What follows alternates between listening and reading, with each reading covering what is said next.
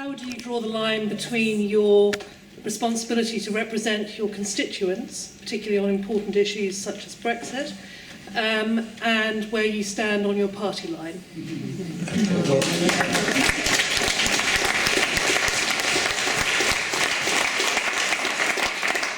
I'm actually tempted, Edmund, to exclude you from this one. But we'll take a quick response from you on it, because we're talking about following the party policy that you as the chairman and everything else in the party would have decided the previous night. So I've given basically a 4-point policy platform for myself as an independent. I do have a firm view on Brexit, which I've stated in my opening speech. I think that is a national matter. It concerns the nation as a whole. I would be committed to that. I have given a commitment to the local issue of the Seneca solar farm, which I oppose for a variety of reasons.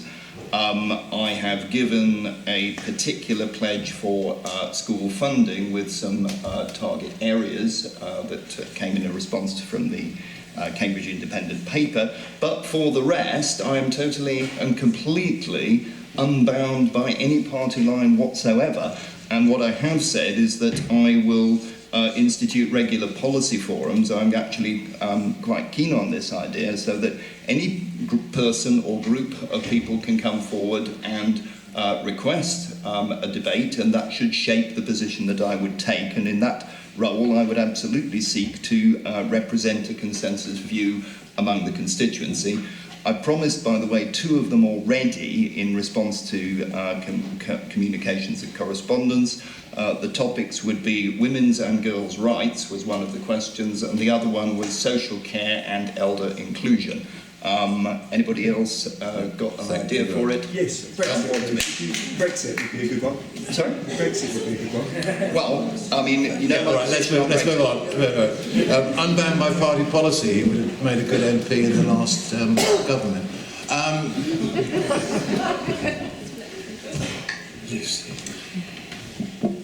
You've asked 2 different questions, and if I could, I'd love 2 minutes on each of them, because one is a question about... So you've asked a question about towing the party line, and you've asked a question about Brexit. Well, no, with Brexit, that wasn't it. That was an add-on, so it's just on... The question is... Brexit was a subclause. I hope we go on to Brexit, because I would like to address it. But so I'll ask you a question. So I think politics and being an MP I'm going to give an analogy. It's a little bit like football. So when you're in a football team and you disagree with the coach, you go and tell the coach what you disagree with, and you try and change the tactics of the team. What you don't do is you go on the pitch and strike for the other side. So I mean, there are many things that I don't always agree with my party on. We're a broad church, I hope. And I don't always agree with everything, but that doesn't mean that I don't raise those points internally. I've mentioned a few of them where I have. So I care deeply about school funding nationally. I care deeply about school funding for our area, which has been historically underfunded. And I've done a number of things. I'll outline some of them, but not all, because I've been fighting for this for 4 years. So I have, as I mentioned, I took the head teachers 4 times to Westminster to meet the Secretary of State. I raised this issue. We've had 3 Prime Ministers since I've been your MP, and I've raised this issue with every single one of them in internal meetings, sometimes on a one-to-one and sometimes in a group. So yes, if you look at my voting record, you may say she toes the party line. If you...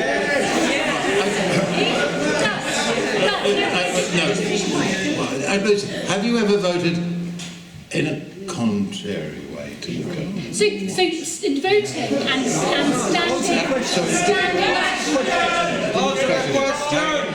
Is there any issue that you would ever vote against the government as a backbencher or as a minister? I always say, and I have done this on everything, you take issues as you find them, but I think that this is if you vote for me, I hope some people say they're voting for me, but most people are voting for the party. Yeah. Okay, right, voting for the party. Pippa. Collapsed under the strain. Okay.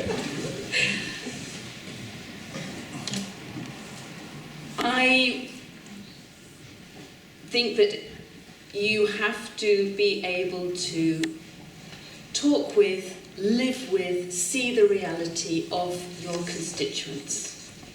And Liberal Democrats are committed to the citizens' assemblies, where we would bring and make sure that that voice can be heard.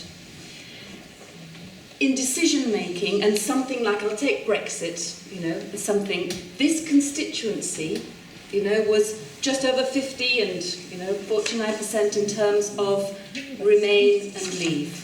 I would have come here and I would have had meetings in every place to look at both sides of this. Because we have to. And then, in my professional work, I'm a negotiator.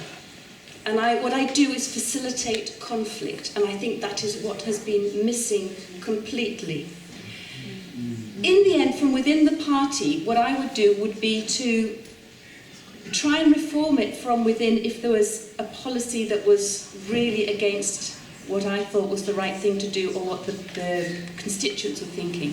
But in the end, if that was really wrong for the country or for the constituents or challenged my values so much, then I would vote against it or I would leave that party.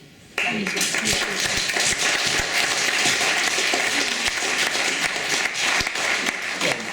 Are you going to be a good boy when you get in, or are you going to be Look, the question was about, where do I draw the line between constituents' needs and towing the party line? And the example you gave was Brexit, so I won't beat around the bush. Let's talk about Brexit. The fact is, the Labour Party's policy is for a people's vote. A people's vote. But there will then be, after Labour takes government, there will then be a special conference to decide the matter of campaigning. Sorry, can we go back to the question? The question was your responsibility between representing your constituents and following party policy. So Brexit is an issue, but what does your constituency say about Brexit? If you want to use that as an example, what are they saying to you that would make you at odds with your party policy? Okay, I'm getting to that, don't worry. You've got a minute. However, while that is Labour policy, I have nonetheless signed a pledge along with a number of other Labour Party candidates to campaign for Remain in that second referendum.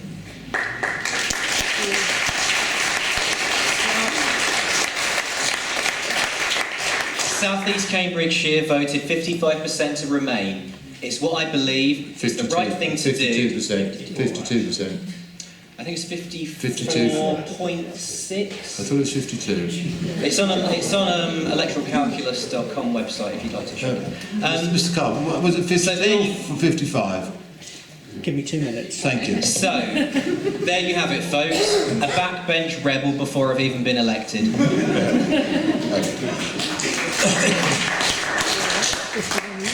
Cressy, how was that for you to ask the question? Well, sort of good in parts, I guess, a bit unsatisfactory overall. I do think that an MP should represent their party, even if they're a party of one. But equally, I don't know how you could be a Brexit supporting MP for a Remain supporting constituency. I think that would be difficult.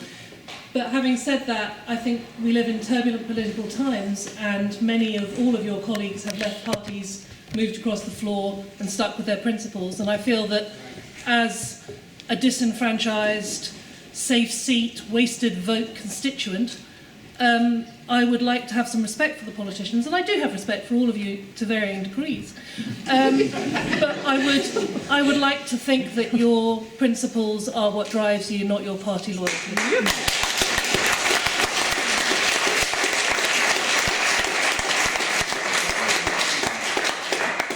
You'll be a difficult one when they come round knocking on your door. I love it. We have number 54.7 Remain.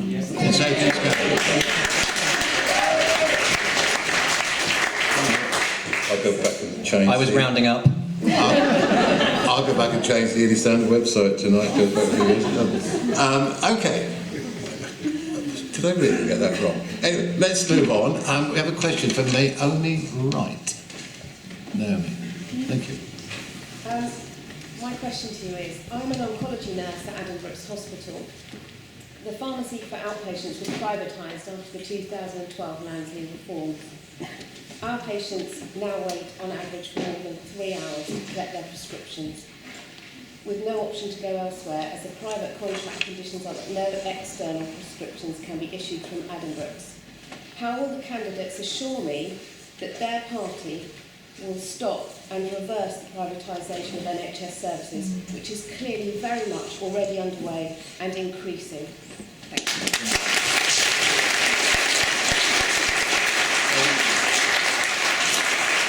We can take the first part of that question as a statement, but the second part, which is where the nub of it lies, I think, is the reversal and prevention of privatisation of the NHS, which Naomi says is clearly already underway and increasing. Shall we start with you?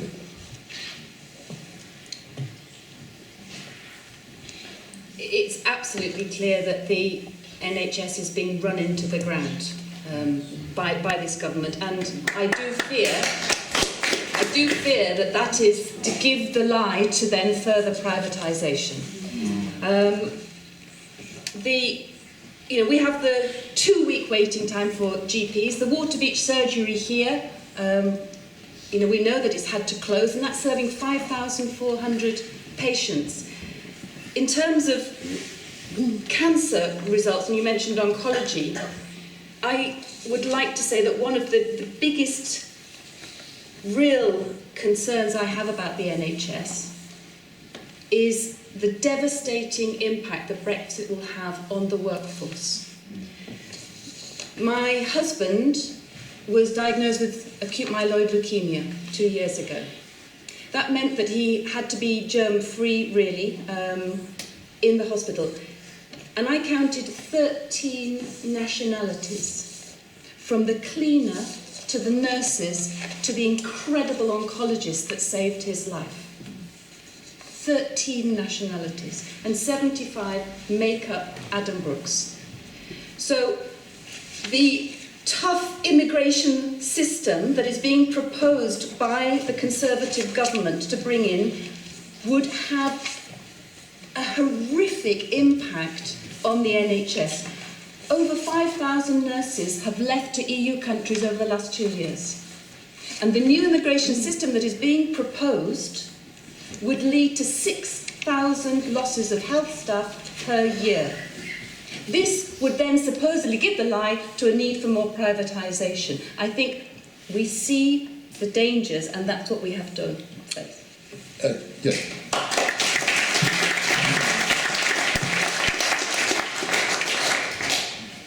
The coalition government introduced something called the Health and Social Care Act when it came to power.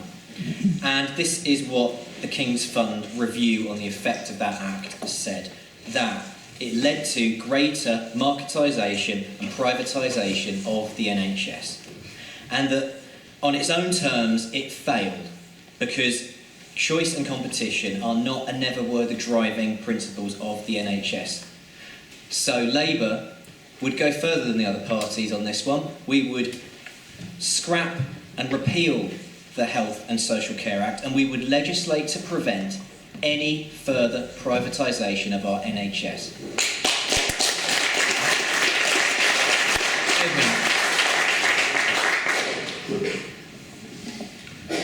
Could you actually repeat the first bit of the question, because I wasn't aware. The first bit we used as some background about what was happening at Addenbrooke's on a particular case. But the big nub of the question really is the second bit about reversal and stopping privatisation of the NHS. Well, I don't really understand fundamentally why Brexit is a threat to the deployment and recruitment and indeed the retention of skilled staff, because amongst those 13... amongst those 13 nationalities, I doubt that they are all of them EU nationals. In any case, I mean, a sensible immigration system would, of course, allow that the skills that are required and of value. We're actually talking about the privatisation of the NHS services, which, according to our questioner, is already underway and increasing. Yes. So the question is, are you in favour of more privatisation, or will you seek to reverse any that's already underway? I've said in interviews that I've already given that I think actually there needs to be a national conversation about the NHS, because I do think that if you look at things like the social care end of things, there's a fundamental problem. I am very sympathetic to the oncology departments, because I am myself a cancer survivor. It needs to be there. But the reason that I am interested in the NHS, and the reason I'm saying that there should be a national conversation, is actually to do with cancer, because with cancer, our national cancer survival rates are actually pretty poor compared to other industrialised nations. And if you think about progress that has been made in oncology, that's all very fine, but early detection of cancer is really the thing. The question is about privatisation, and yes or no? No. Okay. Lucy. I think we all agree that the NHS is really important. We've heard some personal stories about how the NHS has been important to people on the panel. We've all got stories to tell. My dad currently has 4 major illnesses, including cancer and Parkinson's, and without the NHS, I'm sure he still wouldn't be with us. So it's absolutely fundamental. The NHS has been under the care of the Conservative Party for 44 years of its 71-year history, and we have always looked after it. And we have always said that the NHS will be free at the point of use, and we will continue to ensure that health services are free at the point of use.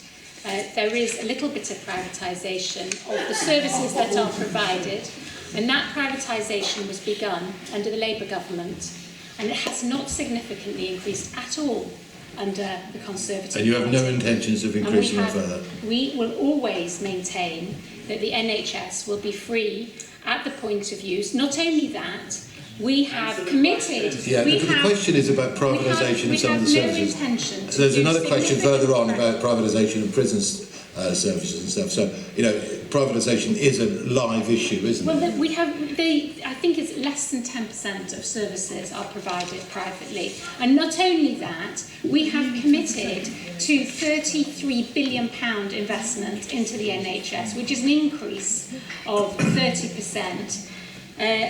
And I'd just like to... So we are absolutely 100% committed to the NHS, and will always remain committed to the NHS. And I just wanted to correct one thing that was said by one of the panel members, because it was about your local surgery. Now, I'm not aware that anything has been, no action has been taken in relation to resources in relation to the NHS. I know that the CQC came in, and there have been some changes. But as far as I'm aware, because we've made inquiries in my office because this issue was raised, there will be a report in due course, but I'm not Sorry, aware. a private company is looking after it at the moment, just for your information. Just in passing. Okay. Naomi, who asked that question, Yeah. how was it for you, the answer? Well, I've worked in Brazil, I worked in under Labour and Conservative governments. And when Lucy says it's safe with them and that they've looked after it, I can absolutely assure everybody in this room they do not look after the NHS. It is on its knees. I have never seen it in the state that it's in now.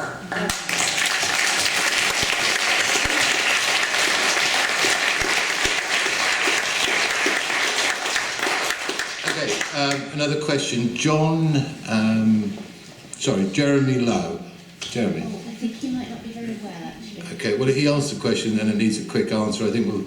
Oh, you are here, Jeremy. The one about the little local solar farm. Yes. Are you in favour of or against the Seneca solar farm, and why? Okay, we'll go down the line, James.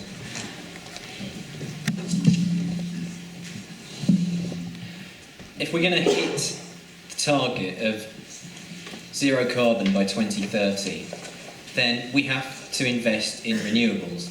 Now, I know there have been some concerns with that particular site around the subsidy aspect of it. But The question is, are you in favour of it, or are you against it? No, I'm in favour of any renewable energy project. That one in particular as well, because that's the name on the head. It says, are you in favour of or against the Seneca solar farm? You're in favour? Broadly. Deborah? Our electricity grid is creaking so much that when on the district council now we make sure that any development has renewable energy, it cannot be plugged into the electricity grid. Are you in favour of Seneca or against? Then why? Okay, so I'm in favour of this. So I'm in favour of the Seneca farm for the purpose that it has, but I think there are serious planning issues with this application. Okay. Lucy? On local issues, I'm in favour of renewable energies and a variety of different kinds as a matter of principle.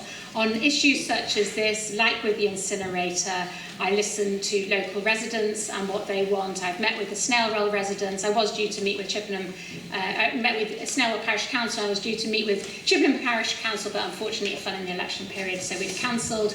But my overwhelming sense from the residents of Snailwell, Chippenham, and a little bit of Fordham, is that the size of the solar farm is way too big, and if that is the overwhelming view, I will be opposing the size of the solar farm. Well, this is one of the specific stands that I have taken because, of course, I'm personally affected living next to it, but I think it's an absolutely horrible development. Lucy just mentioned the size. The size is 3,500 acres. We're talking here more than a third of the size of the city of Cambridge, just plated over with solar panels and giant battery packs in what I believe will be a futile attempt to smooth out some of the intermittency that you get with all renewables. You have to look at the energy that is delivered for this huge sacrifice of land.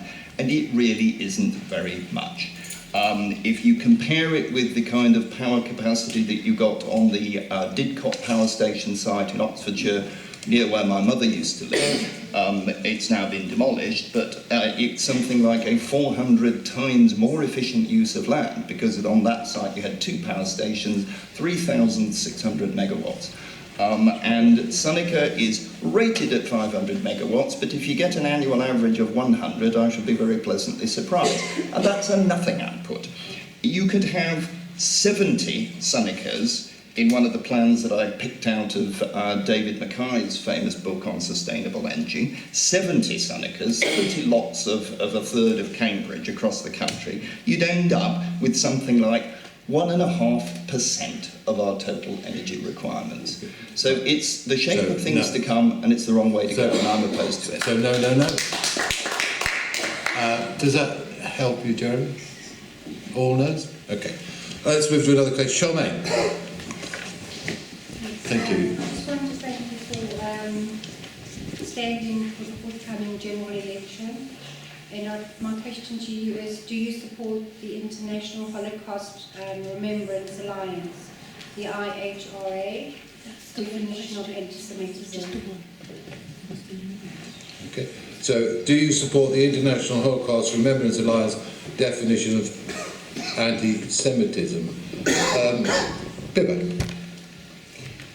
I mentioned to you my values at the beginning, and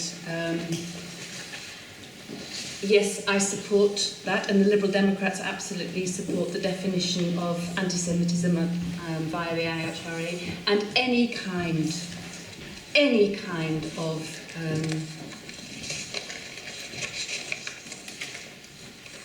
but I just feel so strongly about all types of abuse, whether it's for faith, religion, gender, culture, nationality. I think we are heading towards the greatest threat to the values that we hold dearly in terms of being an open and tolerant and diverse society at this point in time. And we've got to hold on to this. And we've got to get rid of the anti-Semitism on the left and the anti-Islamophobe on the Tory side as well.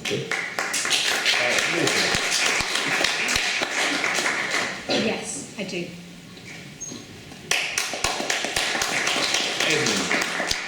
Yes, I do.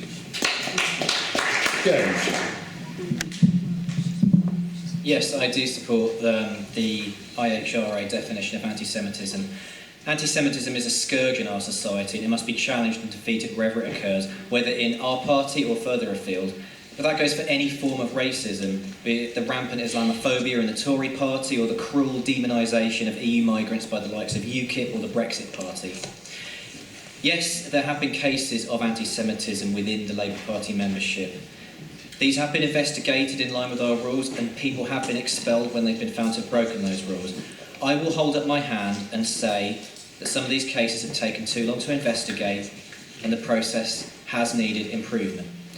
Improvements have been made. Labour have already adopted the IHRA definition, a move recommended by most Jewish groups in the UK. I know that the Conservative Party have not adopted the definition.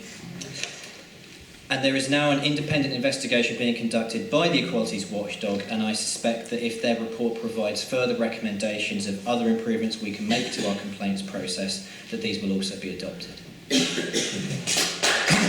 may I ask a question? Can I just ask, would you confirm that you would sign the pledge for Israel? Sorry? Would you sign the pledge for Israel? They can't answer you because we've agreed that they can't answer any more questions once you've made your first point. I was inviting you just to make a statement at the end of your case. Were you happy with their responses? Yes, I was, yes. Great, that's lovely. Okay, let's move on to another question. Michael Hargreaves. Yeah, the one on the Affluent Society? Yes, thank you. Are you comfortable that there is so much poverty in our society? Childhood poverty, people living on the streets, people, the many, many people in work on miserably low incomes.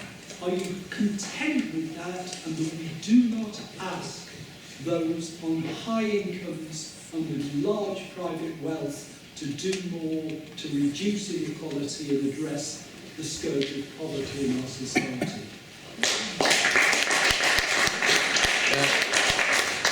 James, do you want to kick that one off? Thank you. Yes, that's a very good question. You've absolutely hit the nail on the head. It is one of the most troubling issues that our country faces, that we are seeing, as I mentioned earlier, record rises in child poverty, rough sleeping, food bank usage, and yet, as I said, we are the 5th richest nation on earth.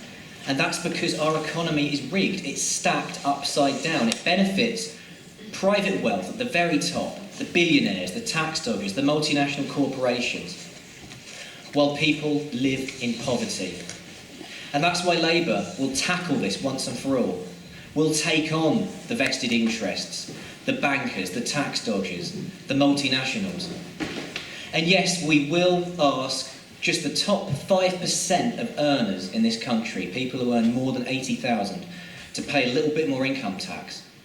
But I think that is a small price to pay to tackle these great ills in our society for children, where parents don't know whether they'll be able to run the heating or feed them dinner. People who take to our sleeps and don't know if they're going to survive to see the new year. Or families forced to use food banks because they can't even put food on the table. Okay, thank you. Lucy. It's absolutely right. You mentioned tax on higher earners. It's absolutely right that the people who earn more pay more. And that is actually what happens at the moment. So the top 1% of earners in the country pay 30% of our taxation. And we've taken a number of measures as a party to help people on lower incomes. So we've reduced the thresholds at which you start to pay tax, which reduced tax for 32 million people. We've introduced the national minimum wage, which is a pay rise for a significant number of people. And it's absolutely right that we continue to think about measures to ensure that people don't live in poverty. Getting them into work is one way, but obviously we need to support those who don't and can't work. But I just want to pick up on a point that James made, because the number of children in workless households actually increased under the Labour Party. And what we need to ensure is that we can get people into work, that people earn a decent living in work and they can support their families when they're in work, and we look after those who can't. Edmund, the rich pay more. I'm sorry? The rich pay more, that's what the question is asking. The question I thought was one content with the levels of poverty that you see around us?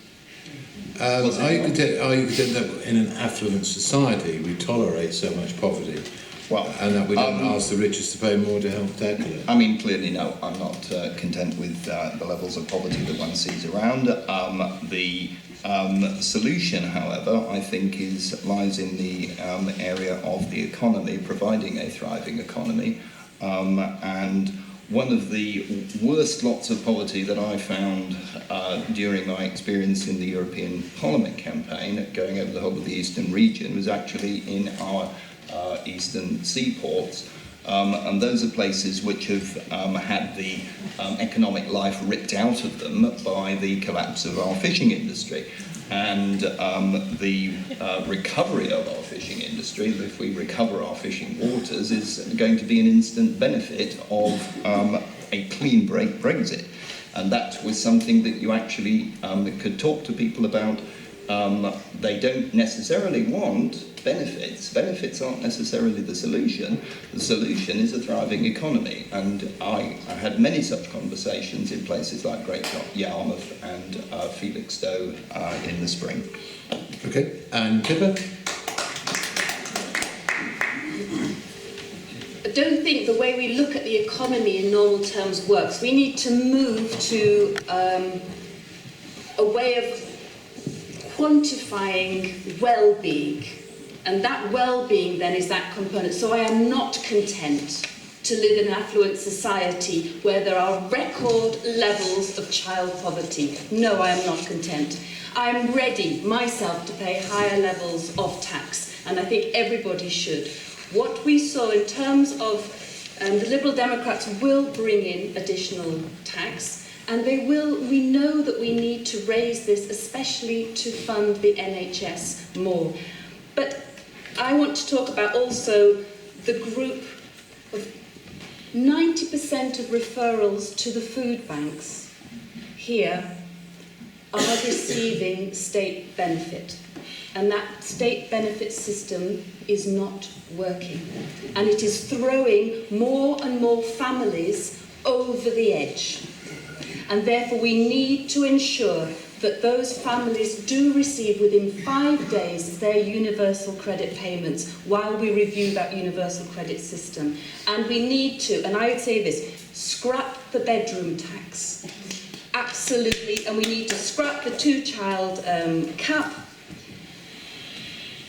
And we need to look at well-being, because mental health, of that 75% that go to food banks, 90% of them have got some form of ill health in the family. And the most common factor in that is mental health. We have a time bomb here. So it's not just affluence and money, it's well-being. And we are not doing it right. Okay.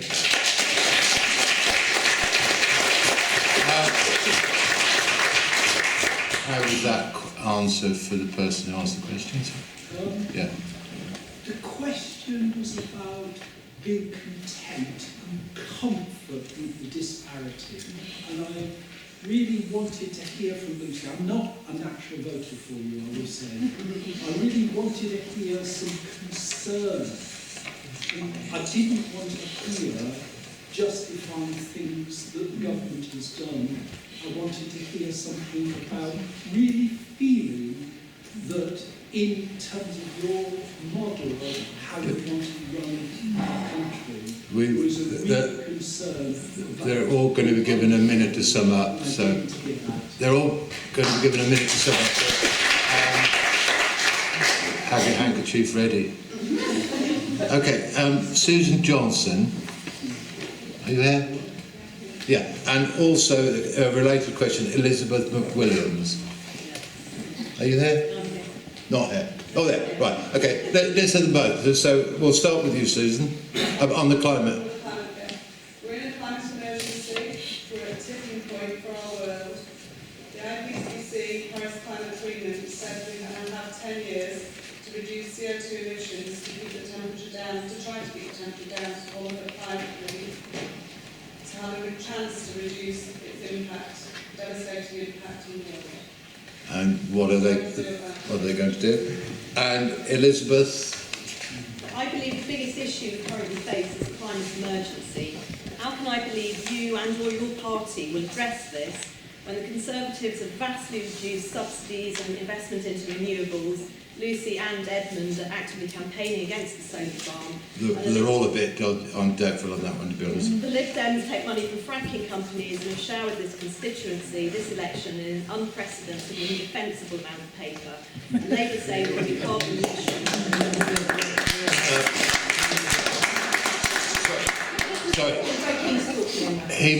He may not want to hear the last line, but the Labour candidate would like to hear your last line repeated, perhaps. Yes, sorry, I was just going to that. And Labour say we'll be carbon neutral by 2030, but is that really achievable? Okay, something for everybody there. Let's start with Edmund. This is probably the last question. How many questions were there? Well, basically, go into one on climate change, okay. And we'll see how you get on. This is a subject that I have been tracking for the last 30 years. I have taken an interest in it since long before it became fashionable. After reading Hubert Lamb's great masterpiece on climate and history, which came out in 1982. I think there is a huge amount of confusion here, and some of it is generated by the IPCC.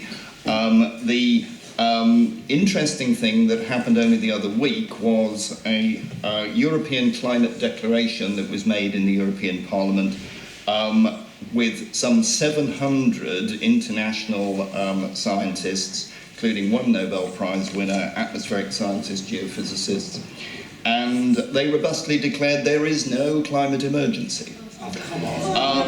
And so, Pippa says she likes experts and evidence, so if you've got 700 experts who are saying there is no climate emergency,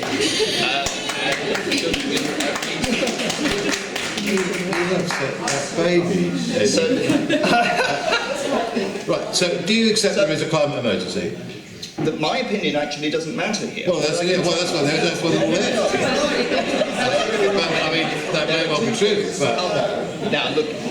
The one line that I do think was very, very important in that particular declaration was that climate science should become an awful lot less political and climate policy should become an awful lot more scientific. And, I've had senior professors in Cambridge University, Fellows of the Royal Society, in my office, behind closed doors, quite prepared to say that, yes, this is now being challenged by some very credible people. They would not dare to say that outside the closed doors because they know they would face campaigns of vituperation. Now, fact is that there is a dispute within the scientific community about this, and I think it should be fully sorted out. Right, okay, let's move down the line. The test of whether you are saying something that the audience agrees with, whether the baby cries, Lucy. I didn't start. You didn't? I know. I think that...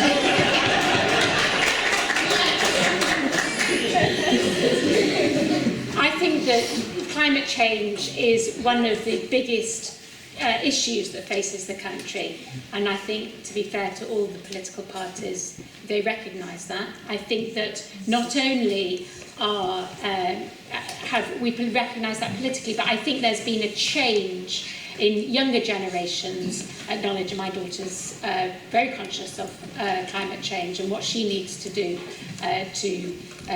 to combat it.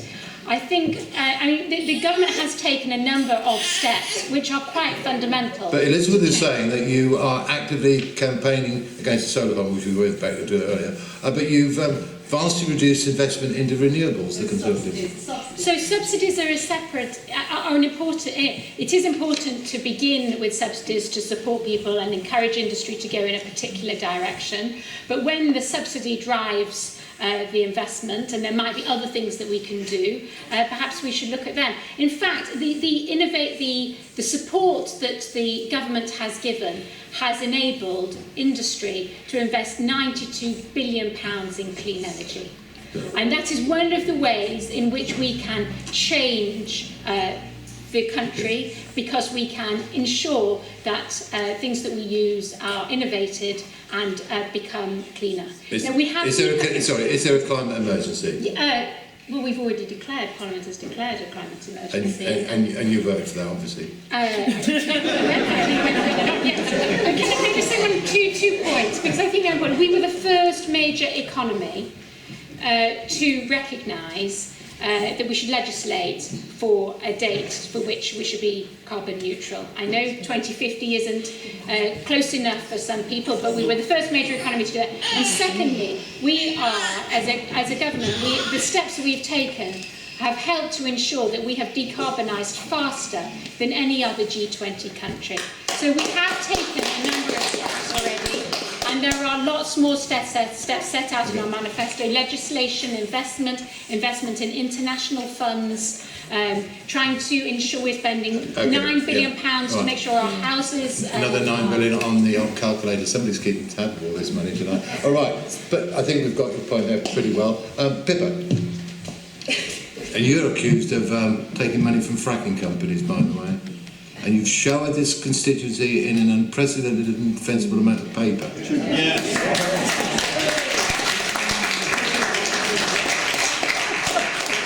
And the baby's left. Yeah, I've been at the last 5 climate summits, and I have helped work on the IPCC reports.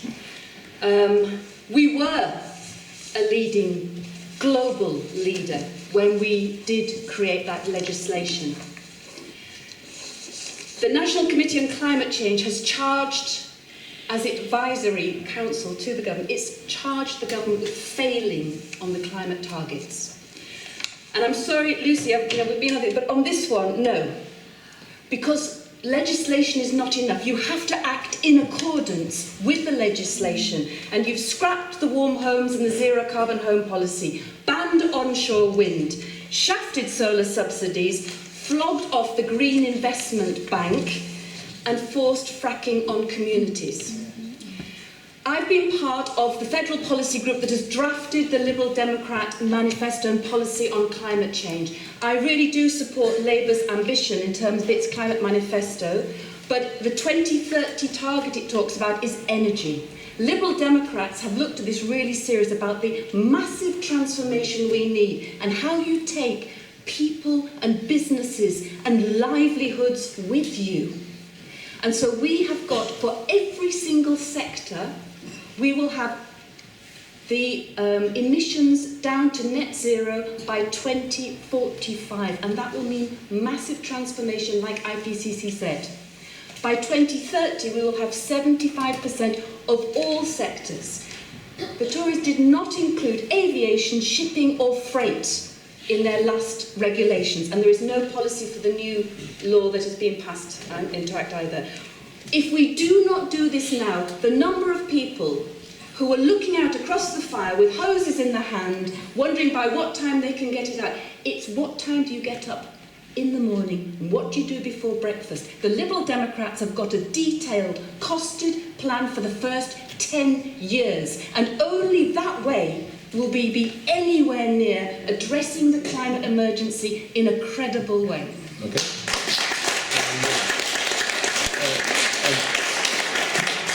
James, the questioner actually reckoned that the Labour Party probably not going to achieve being carbon neutral by 2030 in this country. 2030. Do you think so? What, James? No, yeah, no. question. Mr. Chair, I think the lady was asking, the final part of the question was the amount of material coming through our front doors for this campaign. We've had over 20 leaflets and letters. Of which 21 out of 24 pieces through my door are for Pippa. Yeah. 21 pieces out of 24 pieces of literature through my front door. She's been a busy girl, hasn't she? Well, she has. How environmental is that? Extremely wasteful. I don't know, I just said she's been busy. But anyway, the baby's gone, so you can't upset anybody, James. Would you like to deal with the question? And that will be the last question. Thank you. Well, I'm glad Lucy mentioned the climate emergency that was declared in Parliament.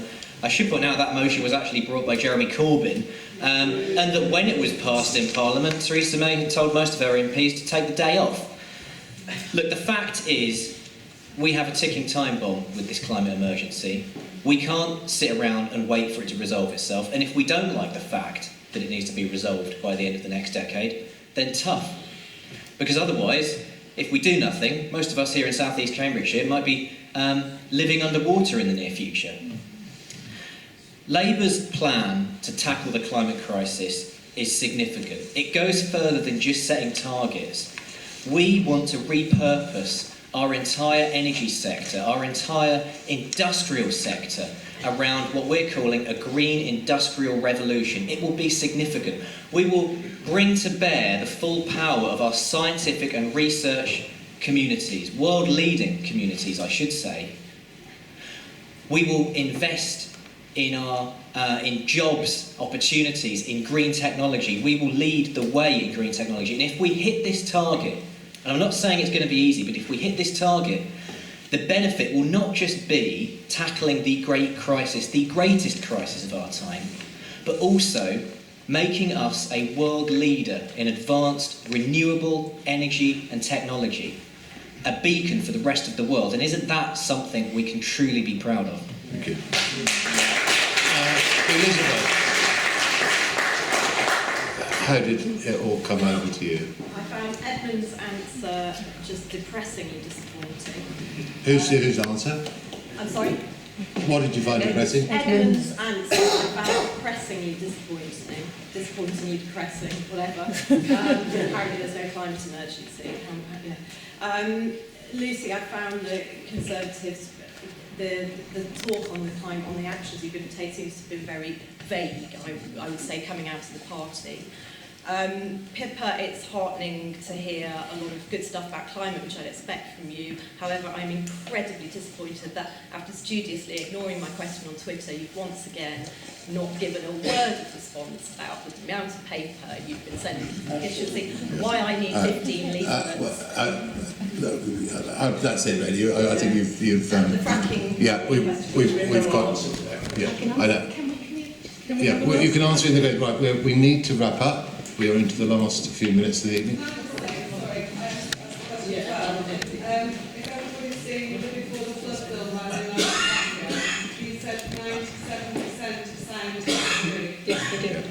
Okay, we're going to give each candidate 1 minute and no more to summarise, to give you a chance, because we have to be out in 10 minutes. Sorry, can I take the reporter's privilege? And I think most of the hall seems to want to hear Pippa's answer on the leaflets. Could we just say one minute? Yeah.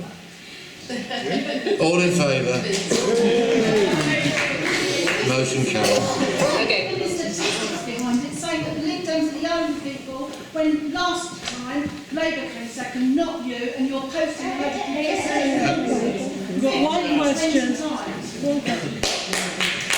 Quick response on, they all want to know about leaflets. Yes, so I think when we get regulation of the far-right press that is spewing out every single day in far-right, foreign influence-controlled newspapers, when we regulate that, because that is what is campaigning every single day and fueling the xenophobia and hate and the campaign against immigration, then I think we do need to challenge. I'm going to pause it there because I think you've had the chance, you've had the direct thrust of questions. Up to you whether you feel Pippa's answered that question. We're into the last 4 minutes of the evening. We'll give you 10 minutes afterwards to have a word with the candidates. So I'm going to put my stopwatch on, and we'll start. We'll go Edmund, James, Pippa, and then Lucy. Right. 1 minute. So. 1 minute, okay. My position on Brexit is because that was a national decision already made in 2016. The people's vote has already happened. The problem has been that it has been betrayed by the last Parliament. My position on Seneca is that it is something that is absolutely awful. It's an example of what will happen if people go down this road of trying to go for net zero solutions by various dates, and it will fail. It's been described as requiring a herd of unicorns. My third commitment was for school funding with some specific spending plans. My fourth commitment was to basically cover absolutely everything else by holding regular policy forums, and as I said before, I have already taken 2 topics in response to correspondence. 58. That's brilliant. Thank you. I'm just going to confuse you all now. Pippa, would you like to go next? Okay. This election is about the climate emergency. It's about our NHS and our schools and the chronic underfunding that they're facing. And it's about the values of diversity and inclusivity and internationalism and environmentalism and equality that are the greatest threat they've ever been. I have put out many leaflets. If you put them together, they are the equivalent of a Sunday newspaper. However, I look forward to a paperless election, truly. But if that is what stops you, we are in a rural constituency. If you share my view that those are the most important matters, then we must stop a Boris Johnson majority. And to do that in this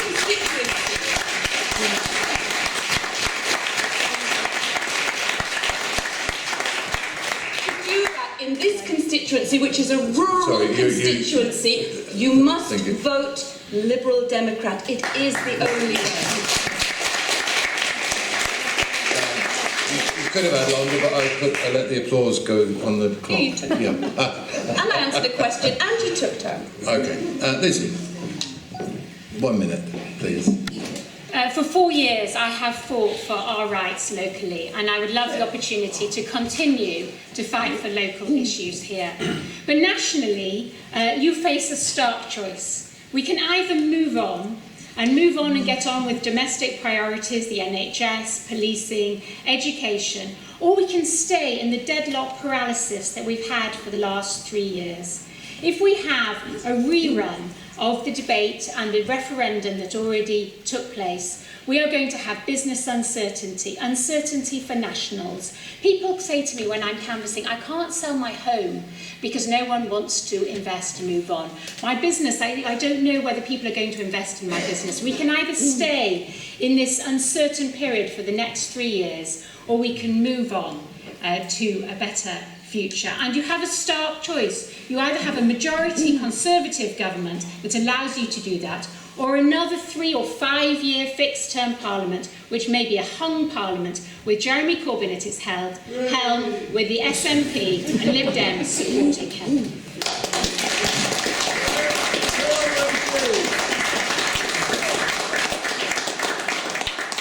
Last word to you, sir, James. As it's been said earlier, we are the 5th richest nation on earth, and yet child poverty, rough sleeping and food bank usage are at record highs. Those are obviously the most extreme examples in our community, but we see effects of our rigged economy everywhere. Unaffordable housing, student debt, stagnant wages, and public services and schools at near collapse.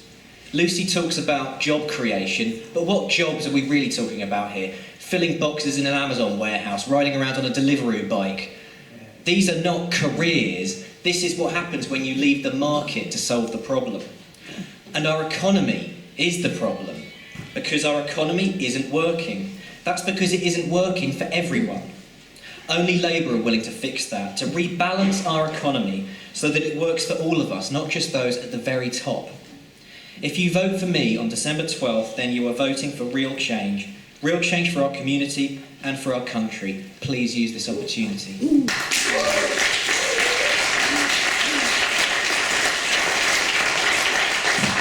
Standing on there for a few more minutes. If you want to have a quick word with any of them, please feel free to pick a mix.